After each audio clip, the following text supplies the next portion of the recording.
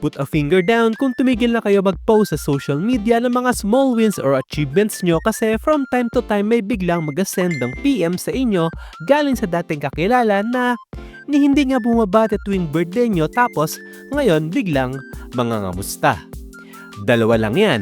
Either i-invite nila kayo sa networking o bebentahan ng insurance. So para makaiwas kayo sa ganyang sitwasyon, bago kayo mag-reply, check nyo muna yung profile at kung naka-full office attire sila sa profile pic nila at may nakalagay sa bio na Financial Advisor. Sign na yon na mag-lock kayo ng profile. Mino, what's up? Pagod na ba kayo sa daily grind bilang mga agent na laging may hinahabol na sales quota?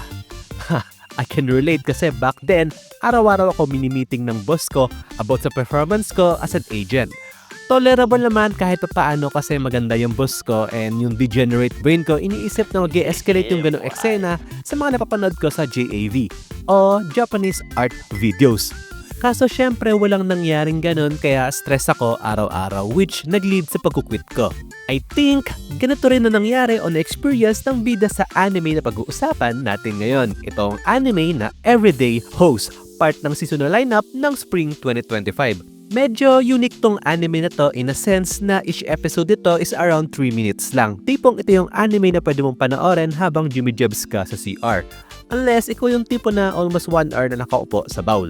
Anyway, tungkol ito sa isang insurance sales agent na nag-quit sa work niya out of stress at nag-decide na maging isang host or hosto. For context, and sa mga hindi alam kung ano ang ginagawa ng isang host, sila yung nag-entertain, kumakausap at nag-serve ng mga inumin sa mga female guests nila.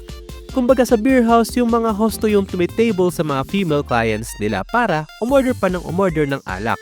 And hindi ko na rin isi-sugarcoat, minsan inilalabas din ang mga host para makipag, you know. Back to the story. Si alias Hajime na dating insurance sales agent ay pumasok sa mundo ng pag-host out of desperation kung saan nakilala niya ang owner ng one club na si Koichi na isa sa mga pinaka-top host sa Tokyo. Isa sa mga naging struggles ni Hajime bilang host ay wala siyang personality at boring ng karakteristik niya compared sa mga kasama niya na may mga kanya-kanyang quirks na mabenta sa mga babae. Siyempre bilang host dapat mabenta ka sa mga clients kasi kung hindi mo mapapa-order ng mga alak o pagkain yung client mo, walang kikitain yung club at syempre, wala ka rin kikitain. So, bilang host, dapat gawin nilang desirable ang sarili nila para balik-balikan sila ng mga female customers nila. Basically, wala naman masyado need i-expect dito sa anime na Everyday Host kasi as I mentioned, quick gag anime lang to na sobrang bilis to the point na magugulat ka na lang na tapos na agad yung isang episode. Which is good thing kasi meaning nun, enjoy siyang panoorin. May mga ibang anime kasi na yung 1 minuto parang katumbas ng 1 oras. Hindi ko sinasabing yoka to huwag kayong One thing pa na nagustuhan ko dito is yung mga characters at yung kanya-kanyang quirks nila, which hindi ko na lang muna sasabihin para kayo na lang ang manood. Saka 3 minutes lang to per episode, baka tamarin pa kayo. Saka mas worth it ang oras nyo dito kaysa replayan yung mga nag-PM sa nyo na nangangamusta kunwari pero pag nagkasarapan na kayo ng kwentuhan, tapos igagaslight ka pa kapag hindi ka kumuha. Pwe, ako na lang ang manggagaslight sa inyo. Bakit hindi natin kaya itry maging host o hosto na lang? Diba? So, that's it. Mina, nag-enjoy ba kayo sa video? If give me a thumbs up.